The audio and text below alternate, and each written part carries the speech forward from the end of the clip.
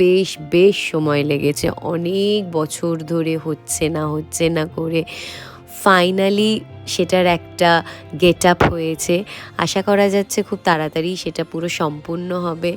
আর পুরোটাই বাবা করেছে, হয়তো কিছুটা 0.1% 2% আমি সাহায্য করতে পেরেছি, কিন্তু আলটিমেট বাড়িটা নিজেদের মাথা মানে ছাদটা যদি ঠিক থাকে না, সবই ভালো থাকে।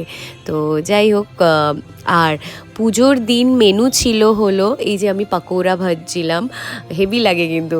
তো খিচুড়ি, লাবড়া, আলুর দম, পাকোড়া, চাটনি, পাঁপড়, মিষ্টি, ভালোই ছিল মেনুটা। আর শরীর খারাপ তো ছিল, কিন্তু এই শরীর খারাপটা দূরে রেখে সবাই মিলে আনন্দ করেছিলাম, খুবই মজা হয়েছিল। আর তোমরা এইভাবে ভালোবেসো, এইভাবে সাপোর্ট করো।